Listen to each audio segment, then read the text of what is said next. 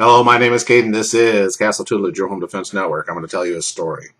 About 2 months ago, it was late. It was about between 1 and 2 o'clock in the morning, and I was coming home late from work. And Minnesota had a big snowstorm. It had probably anywhere between 8 and 12 inches, depending on the part of the metro. And it stopped, I don't know, about an hour or two before I got on the way. And the roads were pretty pretty deep in snow. And, since it was a major interstate, there was the grooves where if you changed lanes, it would take a little while because I drive a Chevy Impala, and the height isn't that great. So once you kind of have to plow through it, and it wiggles your car around. So I was driving in a part of Minneapolis that wasn't the greatest in the world. And this section of highway is stopped a lot by the state highway patrol because of bars in one town and then people going into the North Minneapolis area.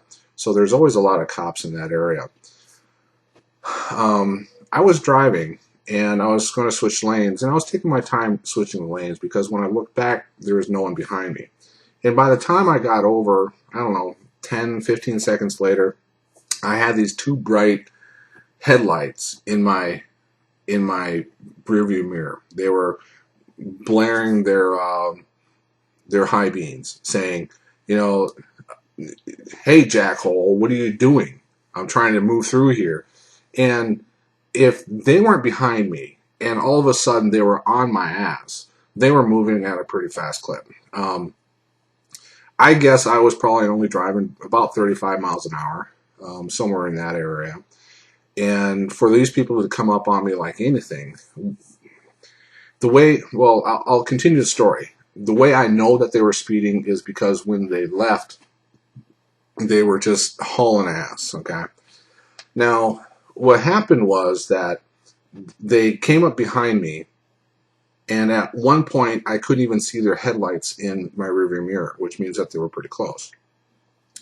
So what they did is they went around me to my left, looked at me, and then pulled in front of me and then slammed on their brakes.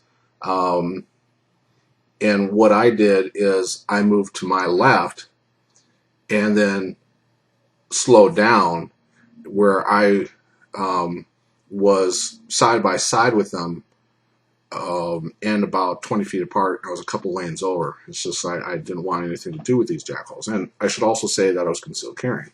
Okay. Now, what the person did is I slowed down.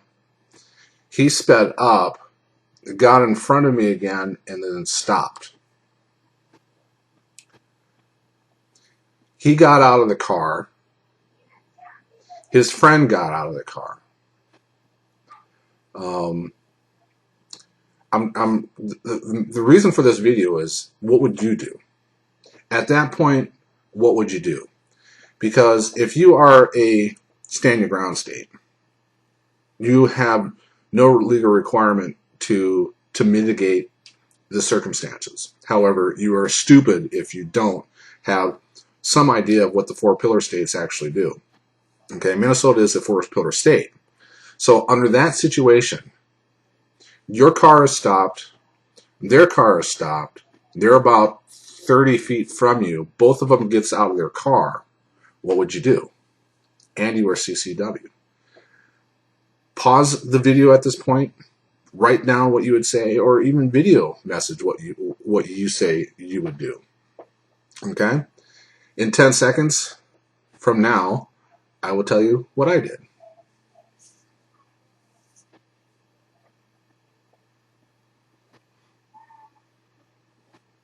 So here I am. I have two guys on a major highway. No other traffic is around. It's snowing. It's between 1 and 2 o'clock in the morning.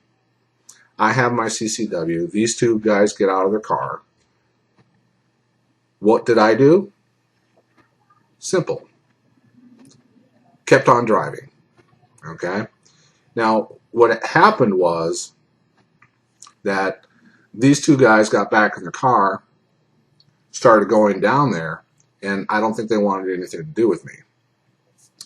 all they did is they drove by me and just flew down the highway. I would say that they're probably doing about 70 at the time. Okay. I go around the bend, and here are these two jackholes. They have spun out into, and they had a really nice Mustang. It was a really nice Mustang, blue in color with, I think, gold, not gold, silver stripes. Okay. And they crashed into the median. And I basically just waved as I went by. I did wave. You know, when you're a CCW carrier, you can't not make that. I waved in my mind as I went by them. Okay. I'm curious to figure out, what would you guys do at that situation? Because at that situation, there are two different scenarios that you could have gone. You could have retreated, the safety of your car. You didn't get out. Hopefully, none of you guys said, I got out of the car and started verbally going after him. Oh, stupid. That is absolutely stupid. Anything other, you are in the safety of your own car. I should also say that when I went by them, I did call the police on them and told them that they were crashed at that point, and that there was some kind of an assault situation, and I did make a report later. Okay, so again, what did you do? Did you get out of your car? Stupid. If you got out of your car, did you verbally go after them? Stupid. If you got out of your car and you verbally attacked them, did you pull your gun? Stupid. When you are in the confines of your car, you do not see a weapon on the people. You put it in drive. You go away to safety. Okay? Again, I would absolutely love to hear from you guys what you would have done. And because I have given you my answer, be truthful. Just don't say, I agree with you 100%. Well, tell me why you agree with me 100%. This is a teaching moment for other people when they do watch this video and they learn from this video. Learning about the 4 pillars, learning about stand your ground. Just because you have a CCW permit does not give you license to confront people. You still need to find a way out, unless if you are absolutely trapped and cornered. My name is Caden. This is Castle Tutelage, your home defense network. I hope this helped.